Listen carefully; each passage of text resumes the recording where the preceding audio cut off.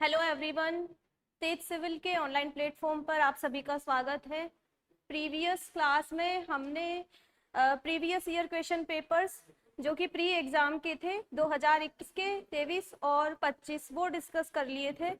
और अभी आज वाली क्लास में हम क्या करेंगे, आज वाली क्लास में हमें मेंस के क्वेश्चन पेपर जो मेंस में आए थे बायो से रिलेटेड उनको डिस्कस करना है। तो 2021 का ये पेपर आपके सामने लगा हुआ है स्क्रीन पर। तो 2021 के पेपर में पेपर सेकंड में जो साइंस वाला पार्ट था उसमें कौन कौन से क्वेश्चन आए थे उनको हम एक बार डिस्कस कर लेते हैं। तो ये है पेपर सेकंड का यूनिट सेकंड और उसका पार्ट उसमें क्वेश्चन नंबर सेकंड आप देखिए। क्वेश्चन नंबर सेकंड जो है उसको आप पढ़िए। Explain the role of calcium carbide in the artificial ripening of fruits।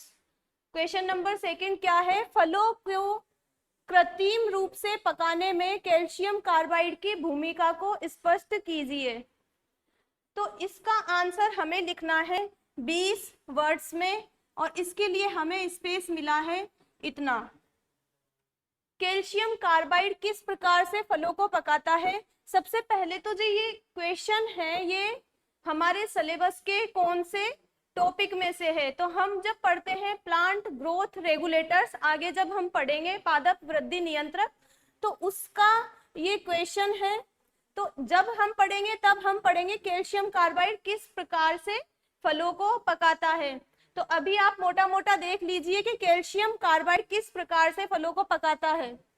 तो यहाँ पर कैल्शियम कार्बाइड क्या करता है, CaC2 होता है कैल्शियम कार्बाइड।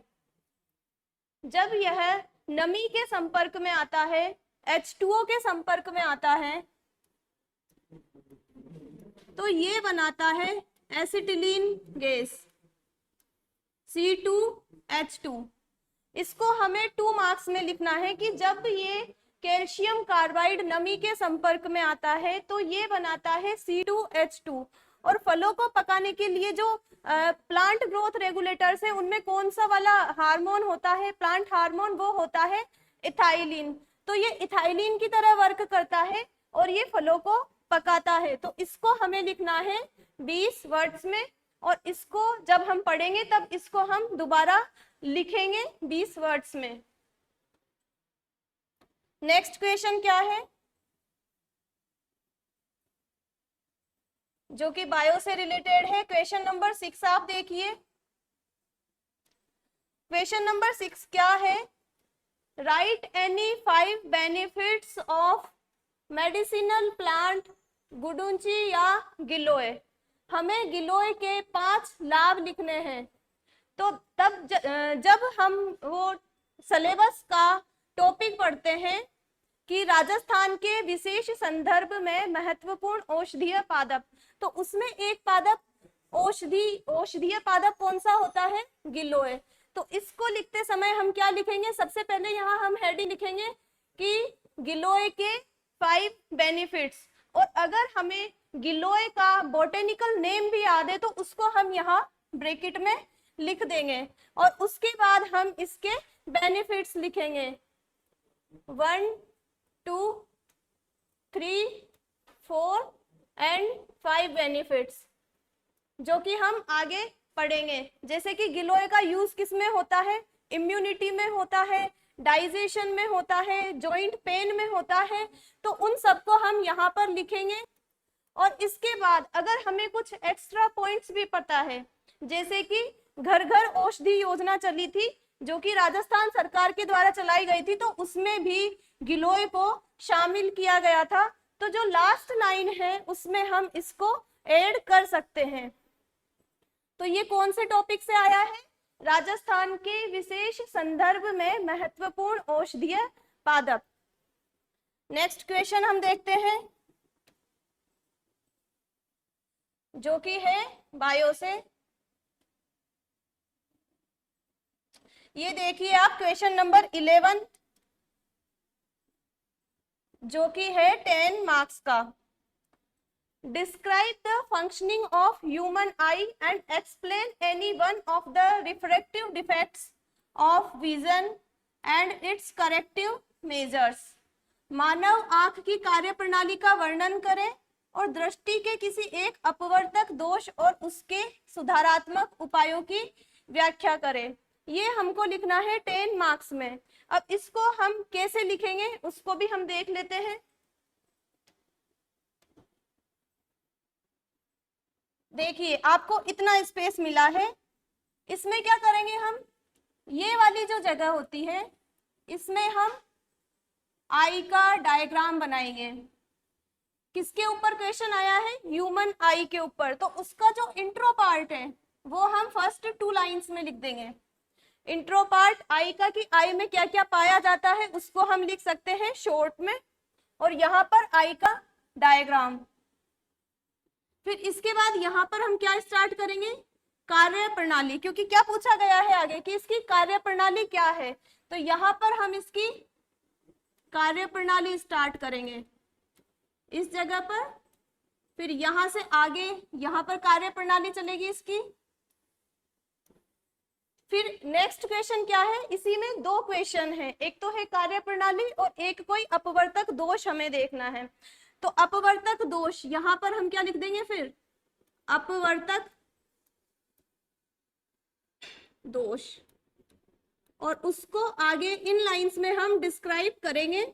और यहाँ पर अगेन उस अपवर्तक दोष से रिलेटेड जो डायग्राम है वो हम बनाएंगे। तो इस प्रकार से हम इसका आंसर 10 मार्क्स में लिख सकते हैं। और ये हम पढ़ेंगे आगे, जब हम पढ़ेंगे ह्यूमन आई, तो ये सारी चीजें आपको तब अच्छे से समझ आ जाएगी। नेक्स्ट क्वेश्चन हम देखते हैं। नेक्स्ट क्वेश्चन इसमें नहीं है, अब है, ये था 2021 वाला क्वेश्चन पेपर। अब देखते हैं हम 2023 वाला क्वेश्चन पेपर।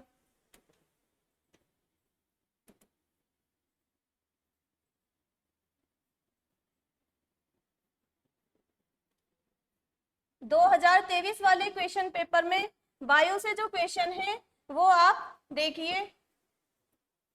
क्वेश्चन नंबर 16 आप देखिए। क्वेश्चन नंबर 16 क्या है, डीएनए वैक्सीन क्या होती है, what is DNA vaccine, name the word first covid DNA vaccine.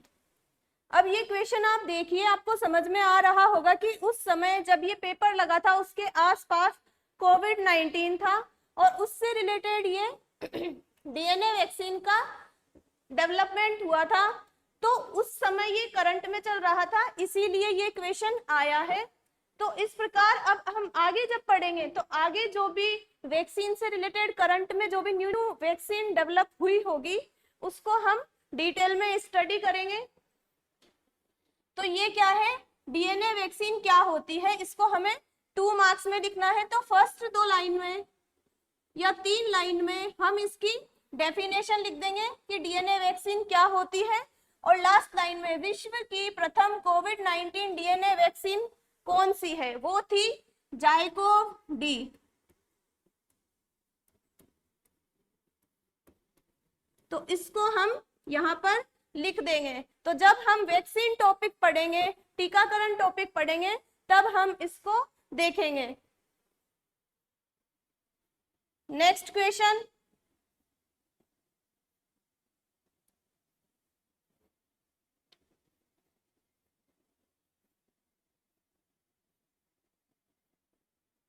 Next question आप देखिए, क्वेश्चन नंबर 25 जो कि है 10 मार्क्स का। इसमें 2 पार्ट में डिवाइड है ये, इसमें 2 क्वेश्चंस हैं। फर्स्ट क्वेश्चन क्या है, व्हाट इज श्री अन्ना, श्री अन्न क्या है, और what are the considered to be a nutricereals, why are they considered to be nutricereals, उन्हें पोषक धान्य क्यों कहा जाता है।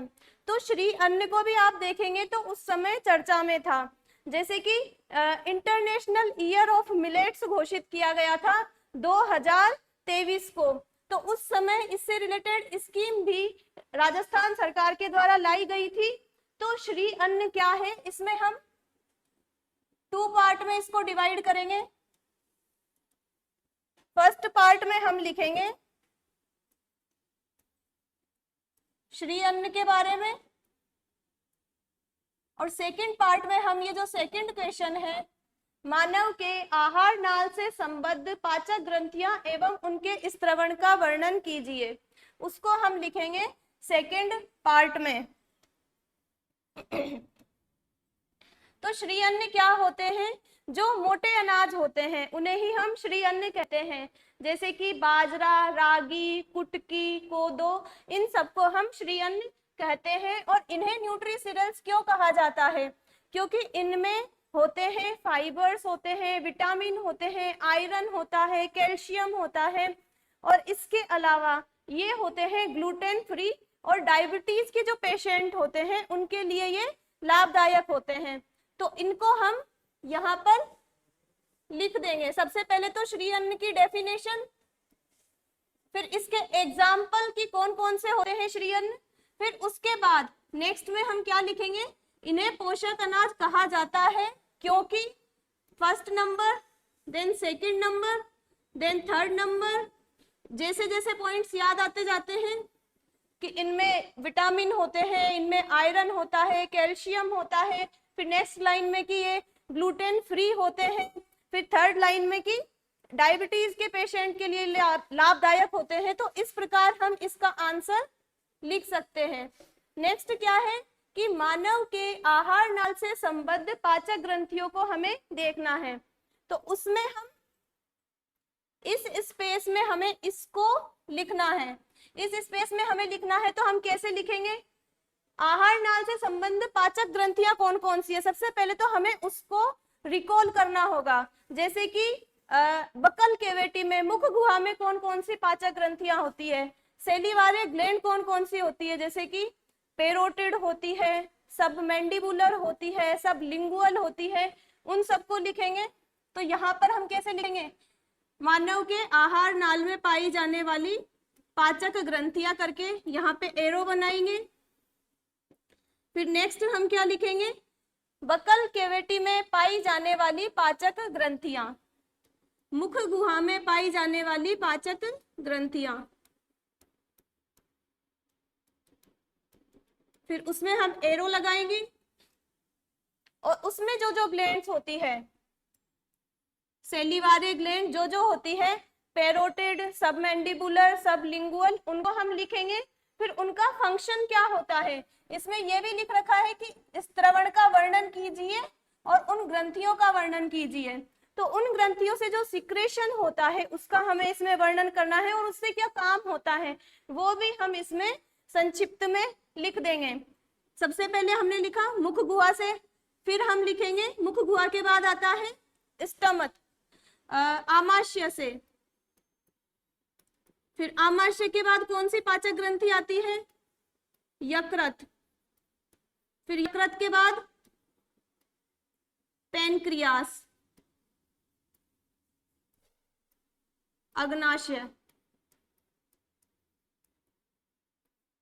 उसके बाद छोटी आंत में पाई जाने वाली पाचक ग्रंथियां। तो हम इस तरह से इसको लिखेंगे, पार्ट बी करके मानव के आहार नाल में पाई जाने वाली पाचक ग्रंथियां एवं उनका स्त्रवण, फिर लिखेंगे मुख गुहा में पाई जाने वाली, फिर उनका वर्णन, फिर आमाशय में पाई जाने वाली उनका डिस्क्रिप्शन, फिर यकृत, लीवर, फिर उसका डिस्क्रिप्शन और उसका वर्क क्या होता है, उसमें कौन कौन से कंपोनेंट्स पाए जाते हैं, फिर उसके बाद पैनक्रियास या अग्नाशय में पाई जाने वाली जो अग्नाशय में जो जो सिक्रेशन होता है उस सिक्रेशन का हमें यहाँ पर वर्णन करना है। फिर छोटी आंत में पाई जाने वाली पाचक ग्रंथियां और उनका हमें यहाँ पर डिस्क्रिप्शन करना है। इस प्रकार से हम इस क्वेश्चन को अटेम्प्ट करेंगे। नेक्स्ट हम क्वेश्चन देखते हैं।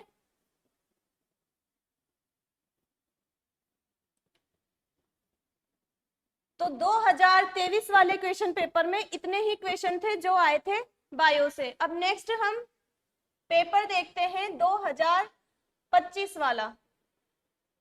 आरएस मेंस 2025 वाले क्वेश्चन पेपर में बायो से कौन कौन से क्वेश्चंस आए हैं?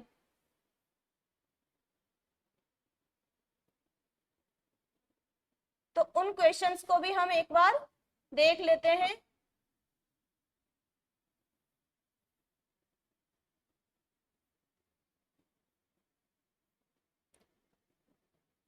देखिए आप क्वेश्चन पेपर नंबर सेकंड का पार्ट सेकंड यूनिट सेकंड में हम देखते हैं क्वेश्चन नंबर 15 जो कि आया है 20 मार्क में, 20 वर्ड्स में हमें इसको लिखना है, 2 मार्क्स में ये आया है। तो इसमें हमें क्या लिखना है? What are the functions of blood platelets, रुधिर पट्टिकाणुओं के क्या कार्य होते हैं, इसको हमें लिखना है। अब ये हमारे कौन से टॉपिक से आया है? जब हम ब्लड पढ़ते हैं तब हम पढ़ते हैं ब्लड प्लेटलेट्स और इसका फंक्शन क्या होता है वो हम तब पढ़ते हैं। तो हम यहाँ पर लिखेंगे रुधिर में पाई जाने वाली, हमको लिखना है 20 वर्ड्स में, तो हम क्या लिखेंगे? रुधिर में पाई जाने वाली रुधिर पट्टिकाणुएं फर्स्ट नंबर पे लिख देंगे। अगर हमें ज्यादा याद है तो हम इस तरह से लिख सकते हैं, फर्स्ट, यहाँ पे हमारा पॉइंट खत्म हो जाता है तो सेकंड फंक्शन इसका यहाँ से स्टार्ट करेंगे, यहाँ पे खत्म हो जाता है तो थर्ड फंक्शन यहाँ से स्टार्ट करेंगे, इस तरह से लिखेंगे।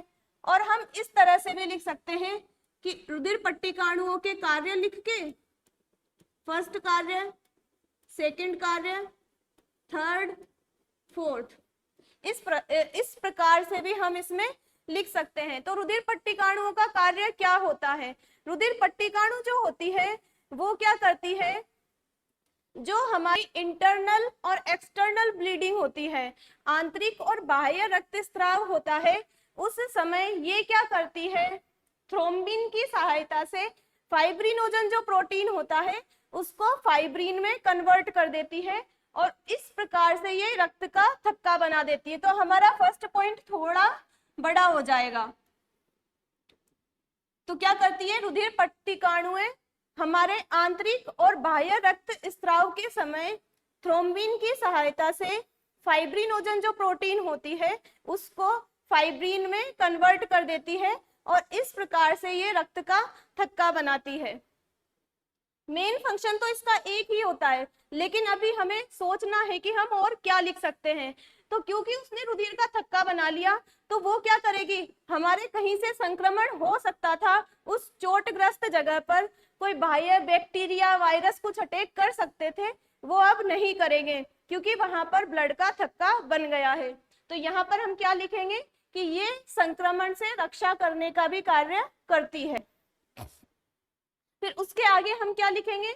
इसने क्योंकि उसको भर दिया, उस जो चोटग्रस्त त्वचा थी वहां पर जहां पर रक्त का स्त्राव हो रहा था उसको इसने रोक दिया, तो ये क्या करेगी कि ये घाव को भरने का भी काम करती है, क्योंकि रक्त का जो प्रवाह था वो रुक गया और अब आगे क्या होगा? वो घाव होगा जो भर जाएगा। तो यहाँ पर हम आगे क्या लिख देंगे कि ये घाव को भरने का भी काम करती है, घाव को रोकने का भी काम करती है। तो इस प्रकार से हम जो ब्लड प्लेटलेट्स है उनके कार्य भी लिख देंगे। ये हमारा हो गया। अब नेक्स्ट क्वेश्चन हम देखते हैं जो कि आरएस मेंस 2025 के क्वेश्चन पेपर में बायो से आया है।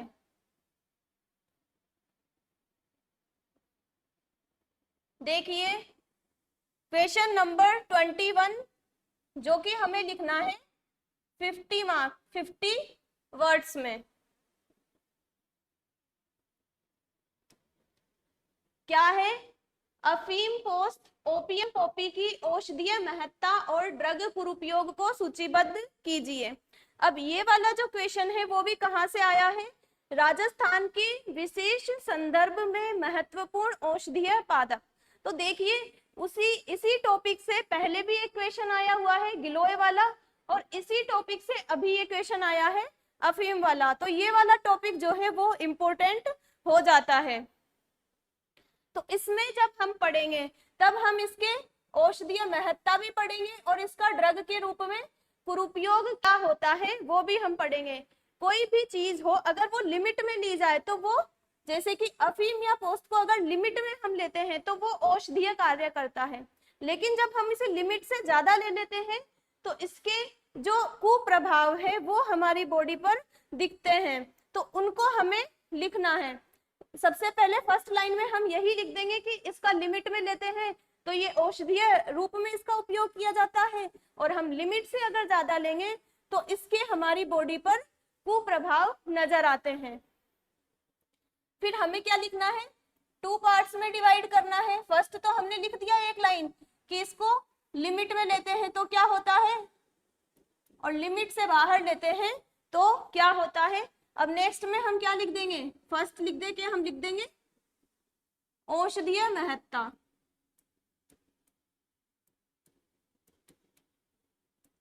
औषधीय महत्ता हम लिखेंगे, यहां पर लिखेंगे औषधीय महत्ता।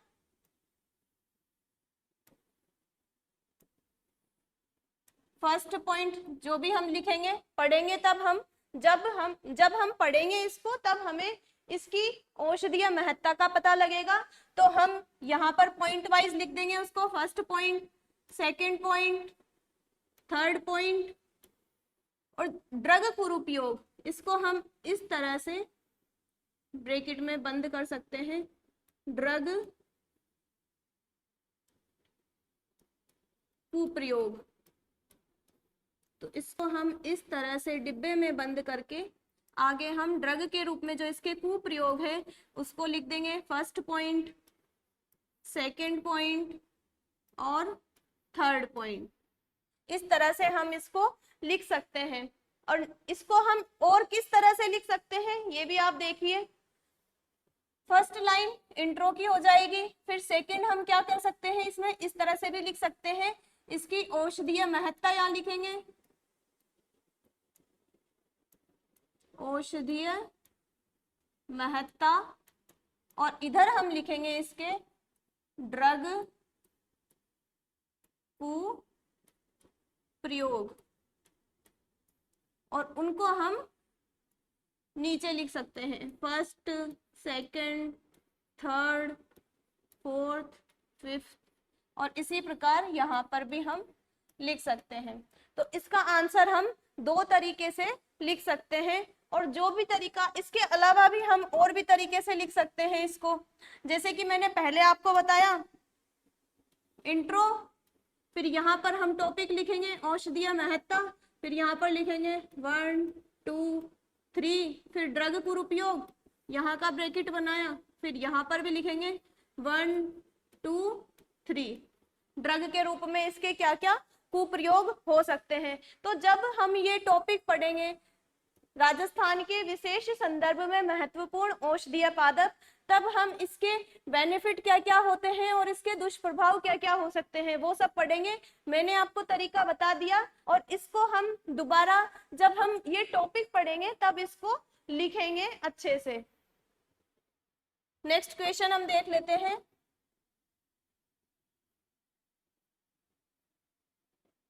देखिए क्वेश्चन नंबर 22, ये भी है बायो से। क्वेश्चन नंबर 22 में क्या है, mention the parts of forebrain and analyst the functions of each part. तो इसमें हमें क्या करना है, जो हमारा मस्तिष्क है, जब हम नियंत्रण और समन्वय टॉपिक करते हैं तो उसमें हम ब्रेन को भी पढ़ते हैं। ब्रेन के डिफरेंट पार्ट्स, उनकी स्टडी करते हैं और उनके फंक्शन क्या है उनको हम देखते हैं। तो हम इसमें क्या देखेंगे, फोर ब्रेन के हमको इसमें फोर ब्रेन के उनके भागों का उल्लेख करना है और उनके कार्यों का उल्लेख करना है। तो फोर ब्रेन में क्या क्या पाया जाता है, सबसे पहले हम यहाँ टॉपिक डाल देंगे फोर ब्रेन के पार्ट्स। फिर नेक्स्ट हम क्या लिखेंगे, फोर ब्रेन के जो पार्ट्स हैं, क्योंकि हमारे पास स्पेस लिमिटेड है तो हमको लाइनें वेस्ट नहीं करनी है कि हम क्वेश्चन का आंसर यहाँ टॉपिक डाल दिया और यहाँ से स्टार्ट करें, नहीं, हमको यहीं से स्टार्ट करना है। तो हम यहाँ पर फोर ब्रेन के जो पार्ट्स हैं उसको स्टार्ट करेंगे। जैसे कि कौन कौन से पार्ट होते हैं, सेरेब्रम होता है,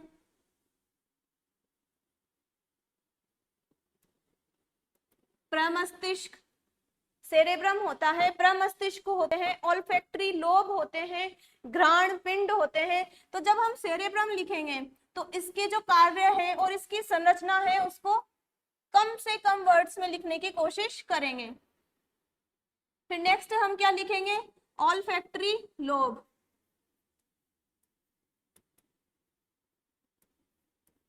ऑल्फैक्टरी लोब, और इनको इस तरह से हम डिब्बे में बंद कर देंगे और फिर ऑल्फैक्टरी लोब के बारे में आगे लिखेंगे। फिर ऑल्फैक्टरी लोब हो गया, सेरेब्रम हो गया। इसके अलावा जो फोर ब्रेन है उसके पार्ट कौन कौन से हैं? इसका एक पार्ट होता है डाईएनसेफेलोन, अग्र मस्तिष्क पश्च, डाईएनसेफेलोन, अग्र मस्तिष्क पश्च। अब इसके भी अलग अलग पार्ट्स होते हैं, तो उसको भी हम ए लिख के या फिर अ लिख के, इंग्लिश में लिखेंगे तो ए, हिंदी में लिखेंगे तो अ, इस तरह से हम उसके पार्ट को भी इस तरह से लिख के फिर आगे डिस्क्राइब कर देंगे। फिर सेकंड जो पार्ट होगा उसको भी यहाँ पर आगे डिस्क्राइब कर देंगे। थर्ड पार्ट अगर है तो उसको भी यहाँ पर लिखकर आगे डिस्क्राइब कर देंगे। इस प्रकार से हम लिखेंगे इसका आंसर। मस्तिष्क जब हम आगे पढ़ेंगे तब ये सारी चीजें आपको याद हो जाएगी और तब आप इसका आंसर लिख पाओगे। मैंने अभी आपको फॉर्मेट बताया है और मैं आपको बेसिकली ये बताना चाह रही हूँ कि हमारे जो मेंस का सिलेबस है उसके सिलेबस में कौन कौन से टॉपिक से क्वेश्चंस यहाँ पर आए हैं, क्योंकि हम जब आगे पढ़ेंगे, ब्रेन जब आगे पढ़ेंगे तब आपको बेहतर तरीके से समझ में आएगा और आप इनका आंसर लिख पाओगे। तो इस तरह से हम इसका आंसर लिखेंगे। पहले तो हम टॉपिक डाल देंगे कि फोर ब्रेन के पार्ट्स, फिर उसके पार्ट्स को लिखेंगे, उनके आगे थोड़ा थोड़ा डिस्क्रिप्शन लिखेंगे, उनका कार्य क्या होता है ये लिखेंगे, फिर ऑल्फैक्टरी लोब, देन डाईएनसेफेलोन। इस तरह से हम इसके जो पार्ट्स हैं उनका डिस्क्रिप्शन आगे लिखेंगे।